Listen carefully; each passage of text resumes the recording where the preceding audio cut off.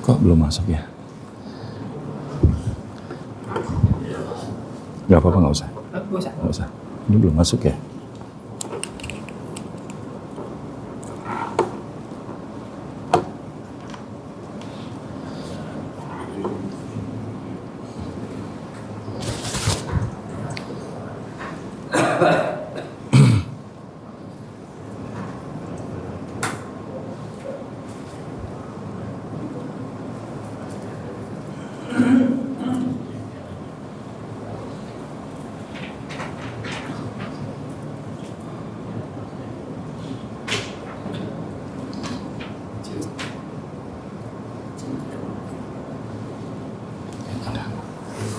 Udah sebentar, tadi udah masuk.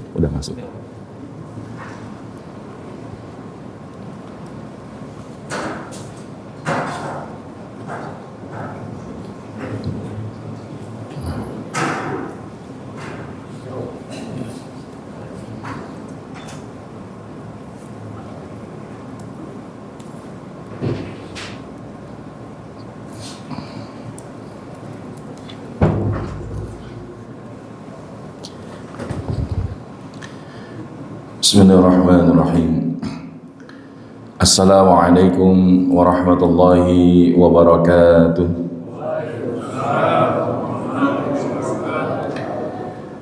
Innal hamdalillah nahmaduhu wa nasta'inuhu wa nastaghfiruhu wa natubu ilaih wa na'udzu billahi min shururi anfusina min sayyiati a'malina may yahdihillahu fala mudilla lahu wa may yudlil fala hadiya lahu.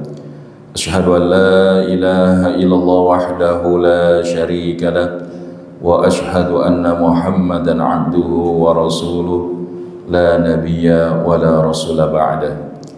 Allahumma salli wa sallim ala sayyidina wa maulana Muhammad sallallahu alaihi wasallam wa ala alihi wa sahbihi wa man tabi'ahum bi ihsanin ila yaumiddin.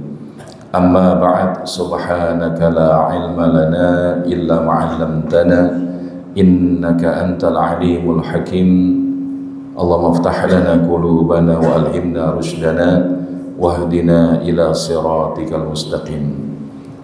Fadilatul Qaramun, Bapak Ibu jamaah salat subuh yang insyaallah diberkahi dan dirahmati Allah Subhanahu wa taala. Izin menyapa kembali di pagi hari ini. Bagaimana kabarnya Bapak Ibu semua? Alhamdulillah.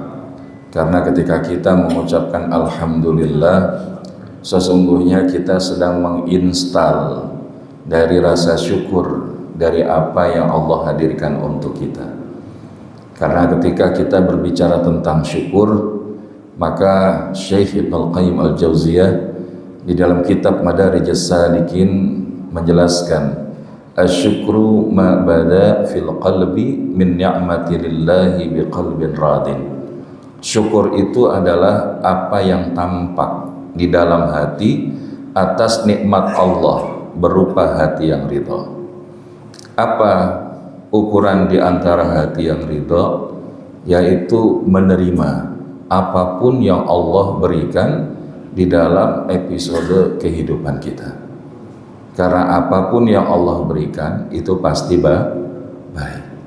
Allah Rabb yang maha adil, nggak mungkin zalim Bapak Ibu. Allah Rabb yang maha tahu, nggak mungkin jahil. Dengan kata lain, kalau Allah memberikan kita sebuah keadaan, pasti itu adalah yang terbaik. Hanya saja kita yang seringkali ya salah untuk menafsirkan dari kondisi-kondisi itu. Ada satu istilah yang menarik dalam sebuah proses pelajar agar bisa naik kelas adalah ketika dia mengikuti ujian. Pertanyaannya, kenapa dia sampai nggak naik kelas? Karena gagal di dalam ujian. Kenapa dia gagal dalam ujian? Atau apa yang menyebabkan dia gagal dalam ujian?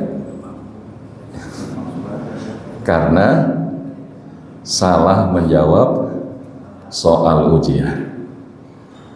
Karena kalau dia nggak bisa naik kelas lantaran gagal ujian, yang salah soal ujiannya atau jawaban soal ujiannya, Bapak Ibu. Begitu juga kalau hidup kita kok nggak naik kelas, Allahnya yang salah atau kitanya yang salah menjawab ujian itu. Karena Allah sudah menjelaskan ataupun Allah sudah berfirman di antaranya Quran surat Al-Baqarah 155. A'udzu billahi minasyaitonir rajim. Bismillahirrahmanirrahim. وَلَنَبْلُوَنَّكُمْ بِشَيْءٍ مِّنَ الْخَوْفِ وَالْجُوعِ وَنَقْصٍ مِّنَ الْأَمْوَالِ وَالْأَنفُسِ وَالثَّمَرَاتِ وَبَشِّرِ الصَّابِرِينَ. Apa yang Allah firmankan di dalam ayat itu? Dan kami akan menguji ya di antara kalian dengan sedikit rasa takut. Takut ini banyak versinya, Bapak Ibu. Bagi mereka yang sudah bertambah usia, takutnya apa? Ya, takut tambah tua. Takut mati. Takut apa lagi? Takut kalau dia bekerja dirumahkan. Pokoknya segala bentuk ketakutan-ketakutan. Hari ini kita juga bahkan ada sebuah analisa yang ini perlu ditabayun. Ya, jadi bahasanya itu bahwa kita mendapati kejadian bencana alam di Indonesia ini dalam kurun beberapa waktu terakhir ini rasa-rasanya, kalau bahasa rasa-rasanya ya, ini kok rasa-rasanya di luar kebiasaan. Apakah memang ini murni fenomena alam atau ada yang ya melakukan modifikasi terhadap kejadian alam? Walaupun sekali lagi ini perlu kita lakukan cross check bareng-bareng, karena di beberapa tahun di masa perang dingin dulu itu ada sebuah senjata perang namanya chemtrail. Jadi ya ini semacam menebarkan zat kimia dalam rangka menghadirkan cuaca buatan. Ya, tapi yang menarik ketika itu diturunkan, salah satu komponennya itu adalah barium dan aluminium.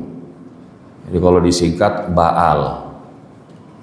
Dan Baal ini simbol daripada pendukung one eye, mata satu. Siapa itu? Dajjal. Karena salah satu mereka yang berpandangan kepada kelompok mata satu ini adalah bagaimana mereka ingin masuk kepada satu masa di mana jumlah orangnya terbatas. Maka perlu dilakukan depopulasi, menghilangkan populasi. Wallahu a'lam bishawab. Namun kita berhusnuzan bahwa yang lebih pintar dari kita banyak gitu ya. Tapi kita sekarang perlu hati-hati membedakan hujan yang alami dengan hujan buatan. Karena hujan buatan itu karena dia dipaksa, walaupun dengan alasan adalah menutupi lapisan atmosfer supaya panasnya nggak langsung terjadi begitu. Tapi ternyata kalau kena tubuh manusia, makanya tiba-tiba kalau dulu tuh para sahabat, Bu, Pak, hujan itu senang. Karena apa? Keberkahan dari Allah. Sekarang kita kalau bilang hujan tuh kayak sudah, mohon maaf, agak-agak melihat hujan itu sesuatu yang mengkhawatirkan, yang menakutkan gitu ya. Wah, hujan terus nih nanti longsor, oh hujan terus nih nanti banjir, oh hujan terus nih nanti sakit, segala macam. Padahal kita dilarang untuk mencela tentaranya Allah, diantaranya apa? Hujan. Waktu perang Badar itu, para sahabat ketika sudah dalam kondisi kelelahan, Allah turunkan tentaranya, apa itu? Hujan. Dan dengan izin Allah, kaum muslimin walaupun jumlah kalah, tapi menang di dalam peperangan. Nah, jadi katanya ini sekali lagi perlu di cross check kalau Bapak Ibu di sini ada yang ahli, ya kita sama-sama berbagi pengetahuan. Yang saya sampaikan bukan kebenaran absolut, tapi sebagai sebuah kewaspadaan.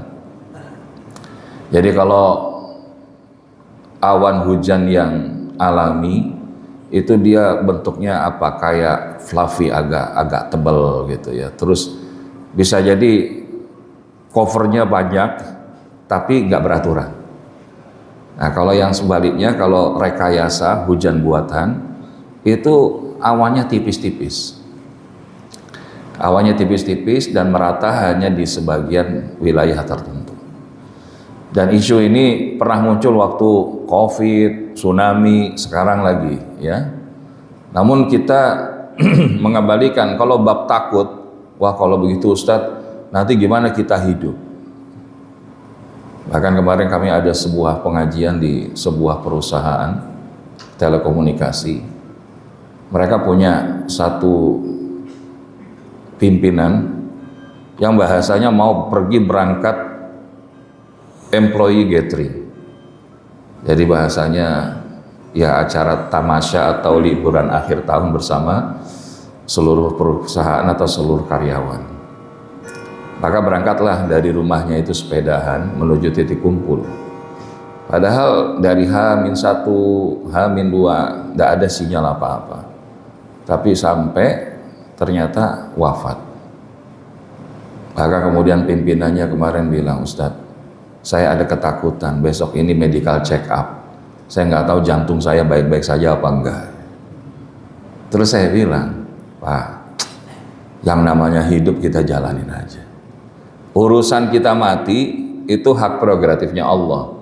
Kita nggak bisa menentukan bagaimana kita mati, tapi kita berusaha melakukan yang terbaik pada saat hidup agar matinya nanti berada di dalam keadaan yang terbaik dengan izin Allah. Karena ketakutan-ketakutan seperti ini kalau tidak dikelola, Bu, Pak, yang hari ini banyak mendera banyak orang, sampai akhirnya di antara tindakan paling ekstrim itu adalah bunuh diri. Takut dikejar sama debt collector, ya.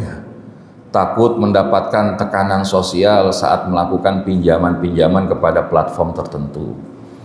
Takut ketika menghadapi kebenaran saat kebenaran itu terungkap. Jadi kenapa Allah meletakkan al-khauf ini? Karena memang diantara problem ujian manusia itu bukan tentang masalahnya, Bu, Pak. Ada satu buku bagus, judulnya adalah Upside Stress, ditulis oleh Kylie McGonigal PhD, dan dia melakukan riset kepada lebih dari 1.000 orang bahwa yang membahayakan dalam hidup itu bukan stres, Bapak Ibu, tapi keyakinan kita akan stres itu yang lebih membahayakan. Jadi contohnya gini, virus COVID bahaya apa enggak? Bahaya. Tapi yang lebih bahaya, rasa takut terhadap virus COVID-nya atau virus COVID-nya? Rasa takutnya. Dan ini yang disebutkan oleh Ibnu Sina ketika beliau mengatakan al-wahmu nisfudda wal itmi'nan nisfud dawa wasubru bidayatis syifa. Delusi-delusi ketakutan itu setengah dari penyakit. Kemudian ketenangan itu setengah daripada obat. Dan sabar adalah pintu awal daripada kesembuhan. Maka kita bisa melihat hari ini bahkan yang dirasakan oleh sebagian saudara-saudara kita di Sumatera, memang masalah nggak ada listrik, nggak ada makanan, itu luar biasa. Tapi rasa takut akan keadaan itu lebih membahayakan. Maka tadi kembali lagi, kalau kita bahasa dengan hati ridha, insya Allah ini yang akan menyelamatkan Bapak Ibu. Memang kita nggak bisa tidur tenang ya, kita level rakyat saja. Lihat bagaimana mereka jalan ya, dari mana, Takengon ke Biren atau Biren ke Takengon ya, karena Takengon mungkin masih daerahnya masih terselamatkan, hanya untuk dapetin sebagian makanan dan minuman Bapak Ibu. Bahkan mereka dikasih uang di beberapa daerah yang betul-betul terdampak, gak mau Bapak Ibu. Mereka bilang, kami butuh makanan saja, makanan. Bahkan kalau bisa listrik, bukan listrik, lilin. Artinya ini sudah sampai di titik paling bawah yang dialami oleh seorang manusia. Kita aja susah tidur Bapak Ibu. Saya yakin dan percaya mudah-mudahan pemimpin kita juga lebih susah tidur. Betul, kenapa? Saya tadi ngobrol sama istri karena kami mau habis ini jemput anak di Purwakarta di pondok. Nih, kita aja susah tidur ngebayangin mereka. Apalagi yang jadi pemimpin. Wallahi, jadi pemimpin itu bukan kemuliaan kalau dia nggak bisa berlaku adil. Panjang hisapnya Bu, Pak. Panjang hisapnya. Makanya Umar ibn Khattab begitu mendapati ada seorang ibu yang masak batu karena dengan alasan yang penting anaknya ngelihat panci ngegolak begitu, agar mereka yang nangis bisa pelan-pelan tidur karena kelamaan nunggu makanan dan mereka karena kelaparan. Ketika ditanya oleh Umar, kenapa ibu melakukan ini? Ini dasar Umar nggak ngerti apa yang kami rasakan. Maka Umar nangis Bapak. Balik ke Baitul Mal. Balik ke Baitul Mal, angkut sendiri tanpa ada sosmed ataupun orang yang moto maupun ajudan. Sampai Aslam, itu ajudannya dia, ajudan Sayyidina Umar. Ya Amirul Mukminin, biar kami aja yang gotong. Apa kata beliau? Apa kamu Aslam mau tanggung jawab nanti di hadapan Allah?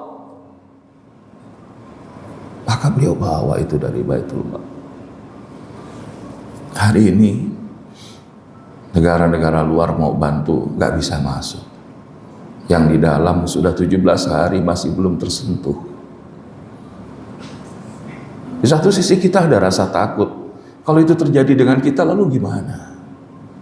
Apa kita nggak pernah mikir bahwa yang namanya hidup itu akan saling berkait? Dan kaidahnya di dalam Al-Quran itu apa? In ahsantum ahsantum li anfusikum wa in asatum falaha. Kalau kalian berbuat kebaikan jangan pernah mikir kalau kita berbuat baik itu hanya untuk orang lain Bapak Ibu. Karena kita berbuat baik itu untuk diri kita. Berbuat buruk kepada orang itu juga kembali kepada diri kita.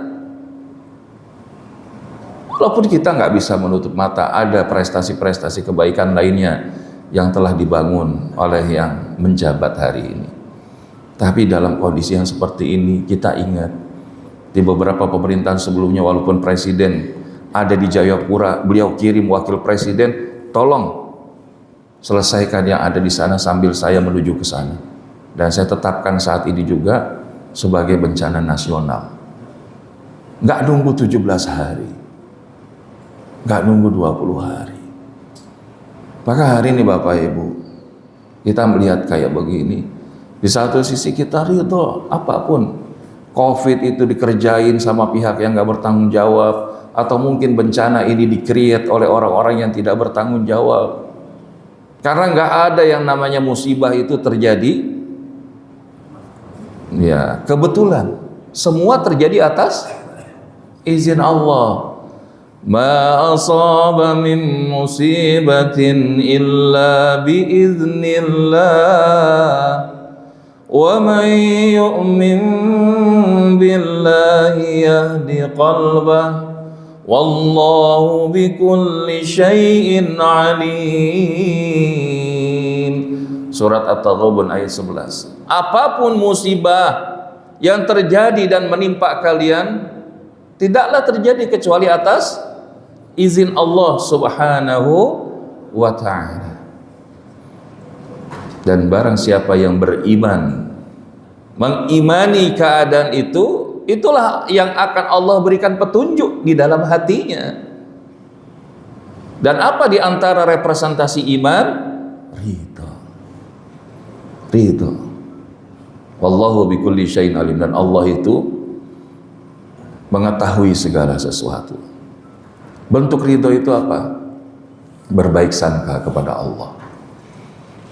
Kalau bahasa Syekh Athaillah, terkadang Allah memberikan kita sebuah ketidaknyamanan untuk menjaga kita daripada bencana yang lebih besar. Kemarin ada sahabat kami, seorang asatis dari Pasar Minggu. Kemudian beliau cerita, karena ada seorang rekan kami lainnya minta ada bisa ngisi kajian subuh nggak di daerah Serpong. Maka saat itu diantaranya kami menjawab, tapi ternyata sudah didahului oleh rekan kami yang di Pasar Minggu.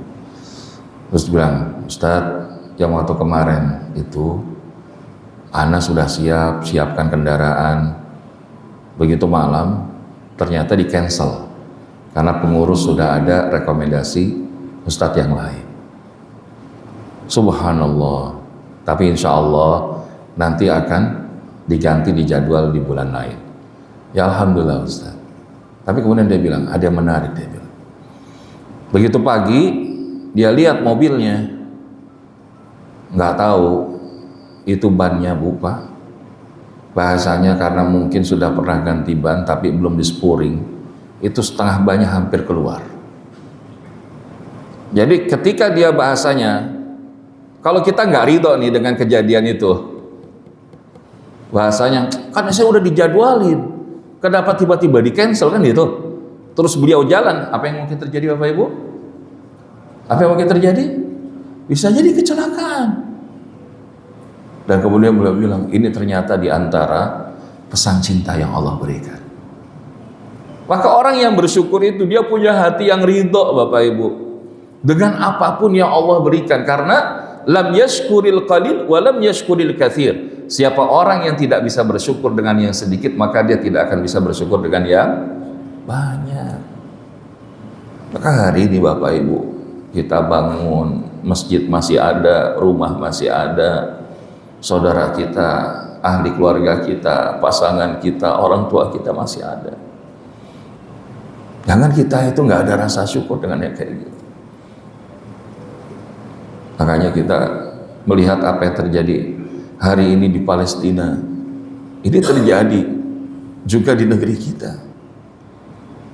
Kalau saudara kita di Palestina, di Sudan, itu harus keluar dari kampung halamannya karena penjajah. Tapi saudara kita hari ini karena kondisi bencana, maka kita perlu. Nah, tadi alhamdulillah imam kita membaca doa, dan sebaiknya tidak hanya Palestina, doakan juga saudara kita di Indonesia. Jadi kunut nazilah itu, ini kan doa perlindungan. Jadi selain kita minta ditolong saudara kita seluruh kaum muslimin, khususan fi Indonesia khassa, harus ditambahkan itu agar Allah jagai negeri kita Bapak Ibu. Kalau nggak ada penjagaan Allah, hari ini kita berlindung kepada Allah dengan kezaliman yang terorganisir. Al-haq bila nizam yaghlibul batil bin nizam, kata Sayyidina Ali. Kebenaran yang tidak terorganisir akan dikalahkan oleh kebatilan yang terorganisir. Hari ini kita kalau berbuat baik itu rasanya berat, tapi kalau berbuat batil kayaknya mudah. Maka hari ini kita bersyukur masjid kita masih mengadakan program kajian rutin ini, karena dengan pencerahan-pencerahan seperti inilah kita meniti jalan kehidupan. Di antaranya dengan rasa syukur tadi. Ya, karena dengan rasa syukur ketika dikasih kebaikan, dengan rasa sabar ketika kita diberikan ujian dan musibah. Maka tadi ketika Allah menguji dengan rasa takut, rasa lapar, kemudian kekurangan harta, kekurangan diri, kekurangan buah-buahan, pada ujung ayat itu Allah perintahkan apa? Wabasyiris sabirin, dan berikan kabar gembira kepada orang-orang sabar. Siapa orang sabar? Alladzina idza asabatuhum musibah qalu inna lillahi wa inna ilaihi raji'un. Sesungguhnya kita semua milik Allah, dari Allah, dan akan pulang kembali kepada Allah. Summa turadduna ila alimil ghaibi wasyahada fayunabbi'ukum bima kuntum ta'malun. Akan dikembalikan kita kepada Allah. Allah tahu yang terlihat maupun yang enggak terlihat, dan apa yang sudah kita kerjakan. Maka hari ini Bapak Ibu, kalau kita sudah punya hati yang ridha, walisanin dzakirin, orang yang bersyukur itu lisannya mudah berzikir. Lihat yang disukai, alhamdulillahilladzi bi ni'matihi tatimmus shalihat. Ya, melihat yang enggak disukai, alhamdulillahi ala kulli hal. Karena Nabi sebutkan at-tahadutsu bi ni'matillahi syukrun wa tarkuha kufrun. Banyak menyebut-nyebut nikmat Allah itu adalah kesyukuran, tapi meninggalkannya adalah bagian dari kekufuran. Wa amma bi ni'mati rabbika fahaddits. Dan apapun nikmat yang Tuhanmu berikan kepadamu, hendaknya kalian ucapkan. Jadi kalau kami tanya gimana kabarnya Bapak Ibu pagi hari ini, alhamdulillah sehat Ustaz, kan gitu. Karena kalau kita ingin menghitung-hitung nikmat Allah, kita nggak akan sanggup Bapak Ibu. Tapi salah satu menjaga nikmat Allah adalah menyebutkan bahwa nikmat kebaikan yang hari ini kita dapatkan itu datangnya dari Allah Subhanahu wa ta'ala. Sana'an wa i'tirafan, banyak nyebut, banyak ngaku. Ada min fadli Rabbi Ustaz, sampai dengan pagi ini sehat semua, kan gitu. Dan kemudian wajawarih amilatin bima yurdi rabbaha. Dan ketika syukur diwujudkan setelah dari hati, lisan, berikutnya adalah anggota tubuh yang bekerja dengan apa yang diridhoi oleh Allah Subhanahu wa ta'ala. Karena dalam kitab Hilyatul Auliya disebutkan oleh Syekh Abu Hazim rahimahullah, kullu ni'matin la yuqarribu minallahi azza wa jal fahiya baliyah. Setiap nikmat yang tidak digunakan di dalam rangka mendekatkan diri kepada Allah, maka itu hanya akan jadi musibah. Dikasih sehat nggak mau taat, musibah. Dikasih banyak harta tapi nggak mau membelanjakan di jalan Allah, musibah. Dikasih pangkat, jabatan tapi nggak berlaku adil, musibah.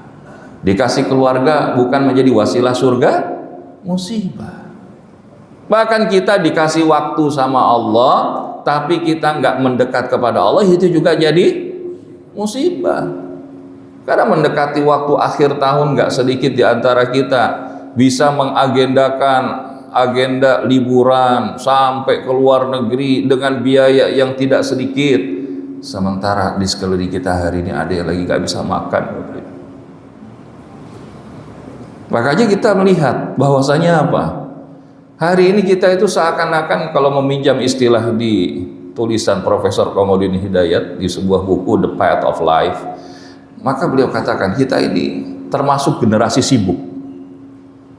Pokoknya kalau untuk kebaikan rasanya nggak punya waktu, saking banyaknya yang harus dikerjakan.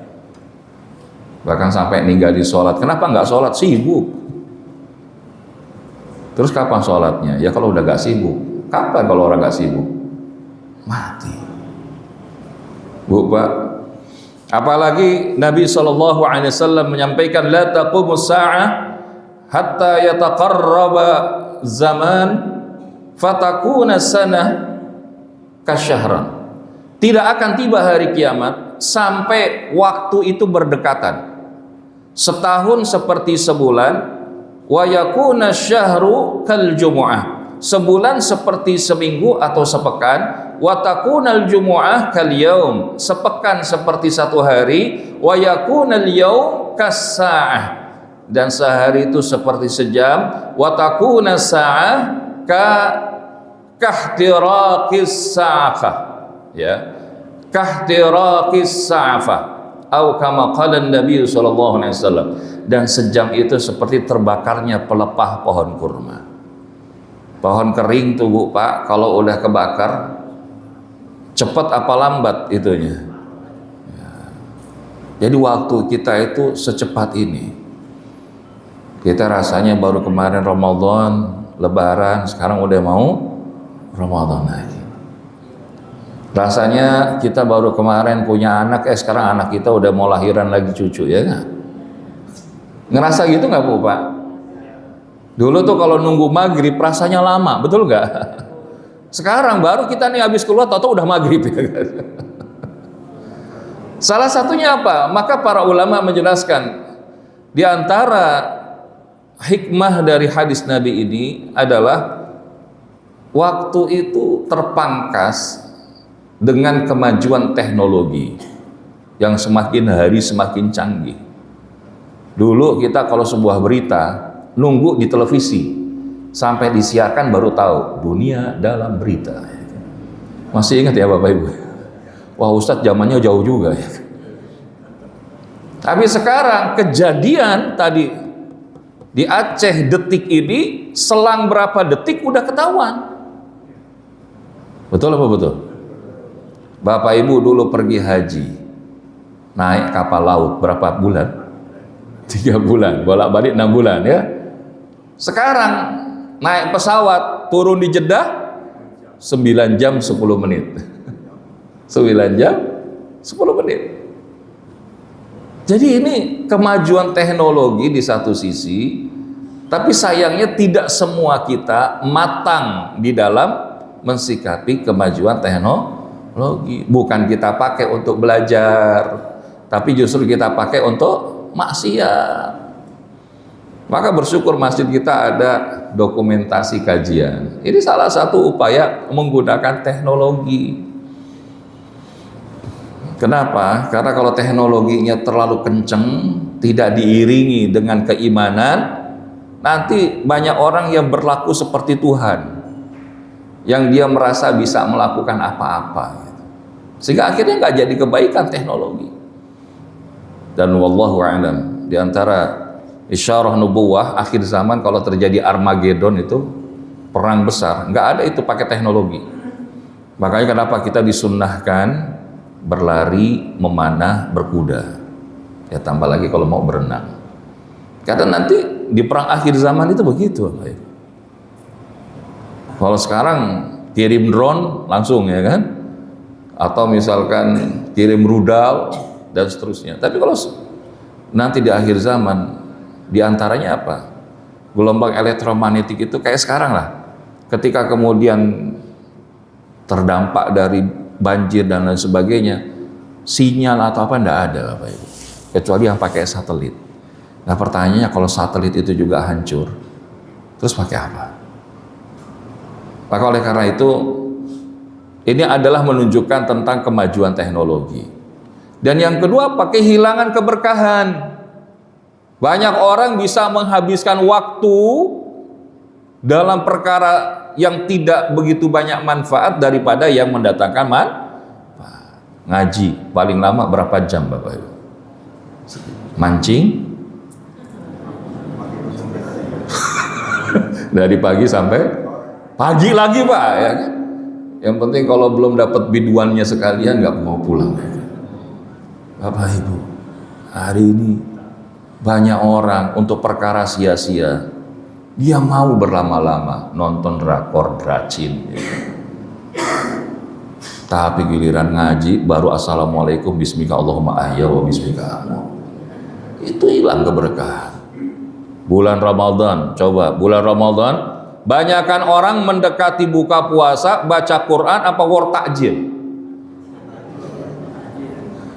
Bukan nggak boleh, tapi sayang sekali waktu yang mahal di Ramadan malah kita pakai hanya sekedar ngejar bukaan.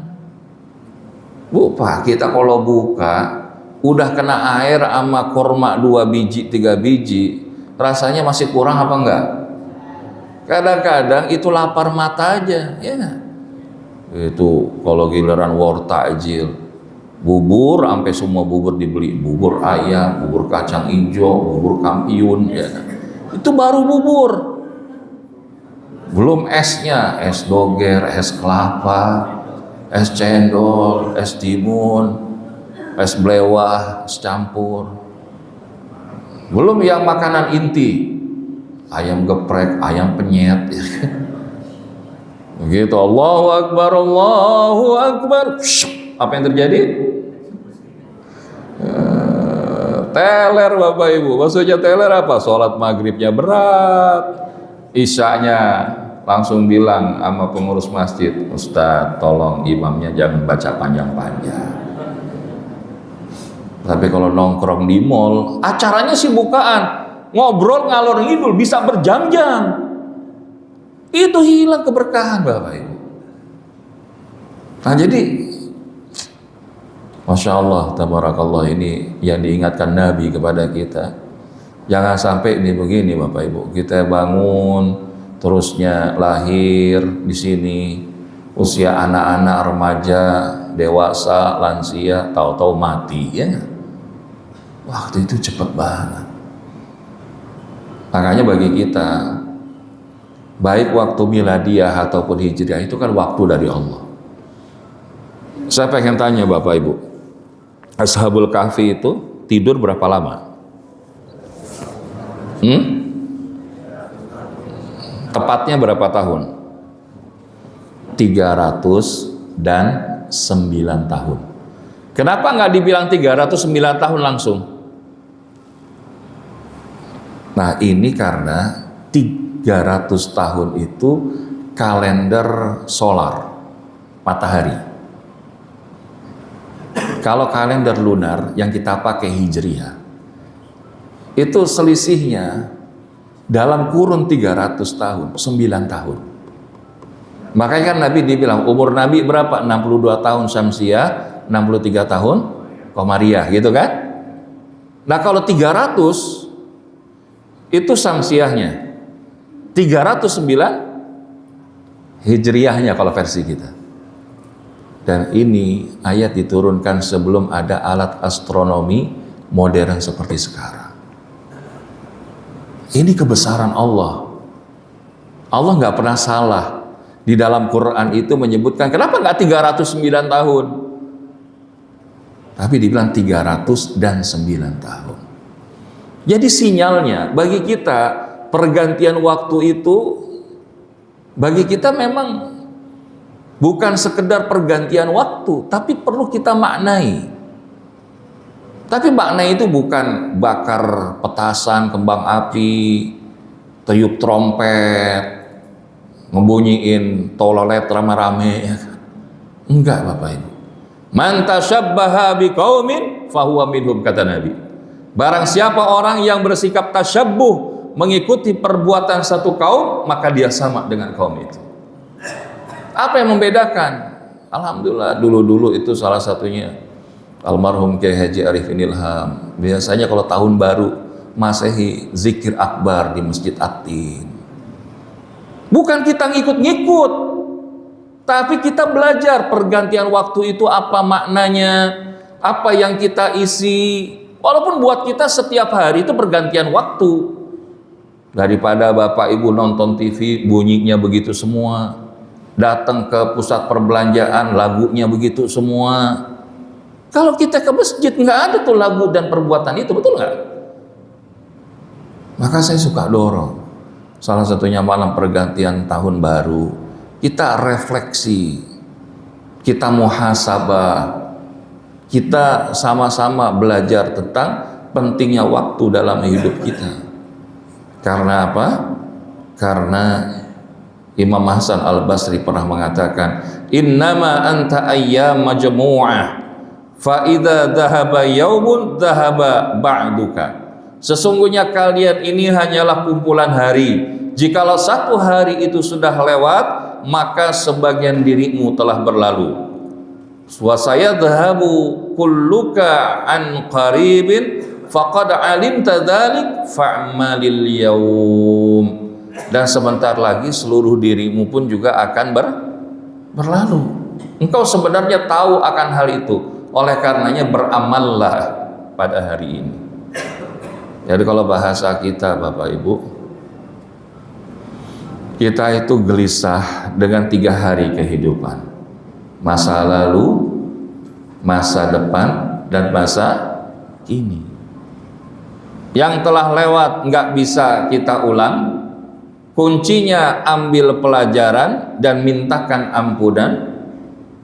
Masa depan belum terjadi, tapi kita nggak boleh kemudian takut diri terhadap masa depan, gelisah, khawatir yang berlebihan.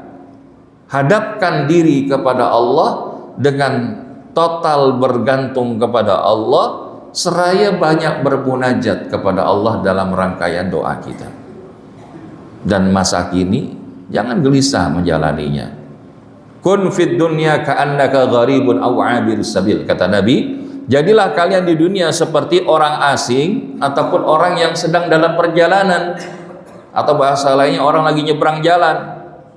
Kalau versi kita gini Bapak Ibu, kita mau jalan ke Surabaya, naik mobil lewat tol, kemudian ada rest area 456, tahu ya 456?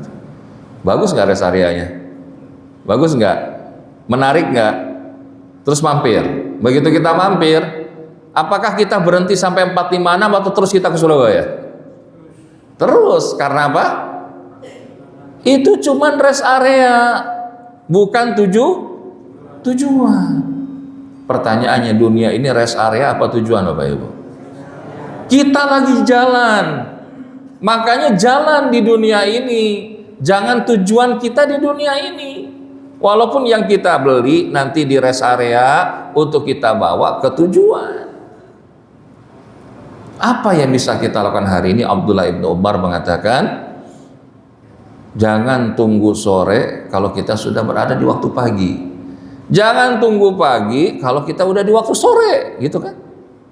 Jangan tunggu sore kalau waktu pagi. Jangan tunggu pagi ketika kita berada di waktu sore. Lakukan yang bisa kita lakukan pada saat itu. Karena kalau enggak Bapak Ibu, kita itu akan berpotensi tenggelam. We are potentially drowning in this life. Kita sangat mungkin tenggelam dalam kehidupan dunia ini, kebawa kepada hal-hal yang bisa melalaikan kita kepada Allah Subhanahu wa Ta'ala. Padahal life is never flat. Hidup ini nggak pernah datar-datar aja Bapak Ibu. Surat Al-Anbiya ayat 35, kullu nafsin dha'iqatul maut wa nabluukum bisyarri wal khairi fitnah wa ilaina turja'un. Setiap yang bernyawa pasti akan mati, dan kami akan menguji kalian dengan kebaikan maupun keburukan, dan kepada kamilah kalian akan kembali. Banyak orang dikasih kesusahan bisa bertahan Bapak Ibu, tapi begitu dikasih kemudahan, banyak yang jatuh berguguran. Maka hari ini kalau kita belajar dari kisah para nabi dan rasul, ketika Nabi Musa dikasih amanah oleh Allah, padahal Nabi Musa sudah berada di zona nyaman, tapi kata Allah, balik ke Mesir, dakwahkan Fir'aun, selamatkan Bani Israel dari perbudakan Fir'aun. Pertanyaannya, ini urusan gampang apa susah? Berat apa ringan? Dan ketika bahasanya, kalau kita dihadapkan dengan urusan model kayak begini, yang kita tanya sama yang ngasih urusan, bagaimana caranya, atau minta ketenangan? Karena kita kalau melihat apa yang dilakukan oleh Nabi Musa, ketika diperintahkan Allah demikian, Nabi Musa nggak bilang, ya Allah, piye carane? Tapi yang diminta oleh Nabi Musa apa? Rabbishrahli sadri wa yassirli amri wahlul 'uqdatam min lisani yafqahu qawli. Ya Allah, lapangkan dadaku, mudahkan bagiku urusanku, dan lancarkan lisanku supaya mereka memahami ucapanku. Kalau kita buat klasternya, yang Nabi Musa minta lapang dada dulu, maka berikutnya mudah urusan, dan akhirnya misi tercapai. Sekarang kalau kita dikasih amanah, masalah, ujian, lapang dada dulu baru beres urusannya, atau beres urusannya dulu baru lapang dada? Jujur. Begitu ada masalah, lapang dada dulu atau pengen masalahnya selesai dulu?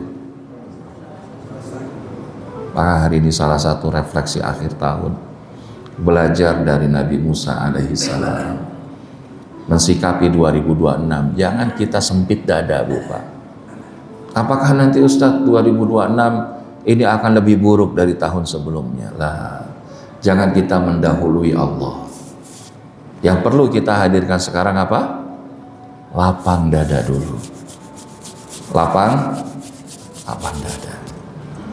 Kalau dada kita lapang, Bapak Ibu, insya Allah urusan mudah.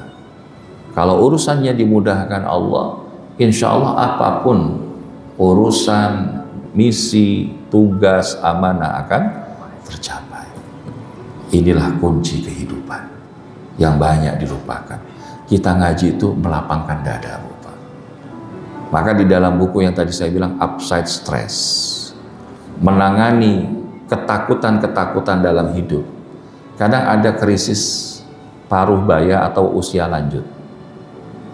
The age of recognition, age of reckoning. Dalam istilah ilmu psikologi, waktu di mana kita mulai berpikir, umur saya udah tinggal dikit, tapi bekal saya belum banyak. Saya khawatir belum bisa memberikan banyak manfaat kepada orang. Krisis identitas. Maka di buku itu disebutkan, mengatasi itu jangan sendirian, Bapak Ibu. Teruslah berbuat baik, berada dalam circle-circle yang baik. Itu yang akan membuat kita terobati. Aduh Ustaz, saya kan sekarang bukan karyawan aktif lagi, sudah pensiunan. Terus kalau sudah pensiunan nggak bisa berbuat baik. Kalau dia masih sanggup dengan harta, lakukan. Nggak sanggup dengan harta, kasih pikiran, sumbangsi ilmu pengetahuan. Dengan ilmu masih belum, berikan tenaga. Jadi jangan pernah memandang remeh kecil sebuah kebaikan. Karena Rasulullah mengatakan, kullu ma'rufin shadaqah. Setiap kebaikan itu adalah sedekah. Maka sebagai penutup, Bapak Ibu, yang perlu kita lakukan hari ini banyak.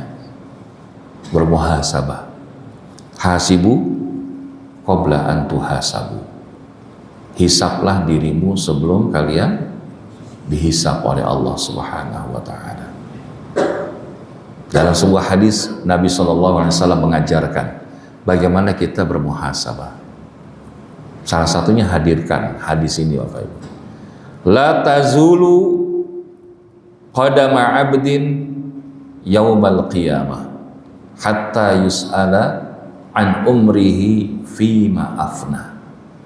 Kedua kaki seorang hamba tidak akan bergerak di hari kiamat nanti sampai dia ditanya yang pertama, umurnya fima afna, dihabisin untuk apa? Kita muhasabah. Umur kita hari ini, kalau lihat wajah-wajahnya ini 20-an, 30-an tahun ya kan? Kali 2, kali 3 Bapak Ibu ya kan? Kepala kita sudah kepala 4, kepala 5, kepala 6, kepala 7 bahkan lebih. Tanya, dihabisin untuk taat atau maksiat? Banyak ibadah atau banyak buat dosa? Kita yang lebih tahu, Bapak Ibu. Akan tanya umur kita. Kalau kita bilang, ya umur kita ternyata masih banyak yang nggak baiknya. Maka wa atbi'is sayyi'atal hasanata tamhuha. Iringilah ketidakbaikan dengan kebaikan, niscaya itu akan menghapuskan keburukan yang sebelumnya. Yang kedua, wa an ilmihi fima fa'ala. Ilmunya di manakah dia amalkan? Kita ngaji setiap satu ahad, pertanyaannya dipakai nggak ilmu itu? Pembuktian ilmu itu ada pada apa? Di antaranya pada akhlak. Kalau tadi dibacakan dalam salat subuh, laqad kana lakum fi rasulillahi uswatun hasanah. Karena ilmu dan akhlak itu akan memiliki hubungan saling terikat. Akhlaknya nggak beres menunjukkan ilmunya nggak beres. Karena apa? Bisa jadi kurang adabnya. Makanya al-adabu qabla al-ilm. Adab sebelum ilmu. Tapi kalau kita sudah punya ilmu, maka jadikan sebagaimana pohon yang dia punya buah. Al-ilmu bila amalin kasyajari bila thamarin. Ilmu yang tidak dipraktekkan, tidak diamalkan, hanya akan seperti pohon yang dia tidak memiliki buah. Yang ketiga, wa an malihi min aina iktasabah wa fima anfaqah. Hartanya dari mana dia peroleh, lalu di mana dia belanjakan. Jalannya halal atau haram. Dibelanjakannya untuk nafsu syahwatnya atau dibelanjakan di jalan Allah. Hari ini kesempatan kita di depan mata, Bapak Ibu. Apa di antara pesan cinta kejadian bencana di Sumatera? Ladang amal untuk kita. Doakan mereka, bantu mereka. Jangan kita itu, kalau bahasa Syekh Yahya bin Mu'adz Ar-Razi rahimahullah, hak seorang muslim kepada saudaranya ada 3. Kalau dia tidak bisa membahagiakan, maka jangan buat dia susah. 1. Kalau nggak bisa,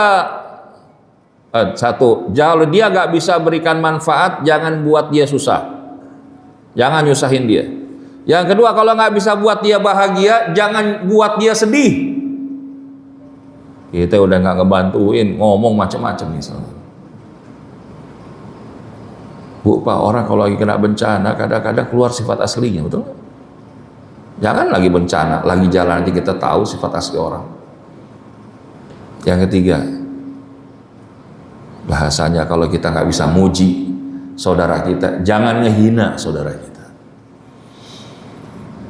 Makanya saya dorong insya Allah, Bu, Pak, hari ini seberapapun rupiah yang kita belanjakan untuk saudara kita di Sumatera. Karena hari ini baik yang ada di daerah Sumatera Barat, Sumatera Utara, wabil khusus di Aceh. Kenapa yang di Aceh disorot terus? Karena memang efeknya yang paling terpapar itu di Aceh, Pak. Desa itu hilang, 4 desa hilang. Dan hari ini bahkan ada salah satu keluarga kami di daerah Sigli, ini juga terdampak. Padahal itu nggak terlalu dekat, karena ini bukan air dari laut, tapi air dari gunung. Gunung, Bapak Ibu. Jadi di antara analisa para ahli itu, karena ini terpaparnya Bukit Barisan, dan Bukit Barisan itu memanjang dari Aceh sampai Sumatera Barat. Makanya terdampaknya ya 3 itu. Maka Bapak Ibu, hari ini kita terus melakukan penggalangan donasi. Kita titipkan kepada lembaga-lembaga yang amanah dan kredibel, yang memang menyampaikan. Karena hari ini kalau kita pengen doa kita dikabul sama Allah, urusan-urusan kita dimudahkan sama Allah, man aroda antus tajaba da'watu an takshufa kurbatuhu falyufarrij al-mu'sirin, maka mudahkan urusan saudara kita yang lagi susah. Sesusah-susahnya kita, Bu, Pak, keluar ngaji kita sudah ada sarapan, betul nggak? Mereka harus jalan sekian belas kilometer untuk bisa sarapan.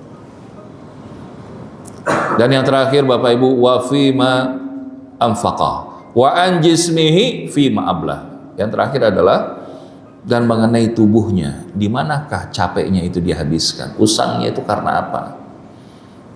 Maka insya Allah kita menatap tahun yang akan datang dengan lebih optimis, Ramadan yang sebentar lagi insya Allah jadi Ramadan yang lebih baik.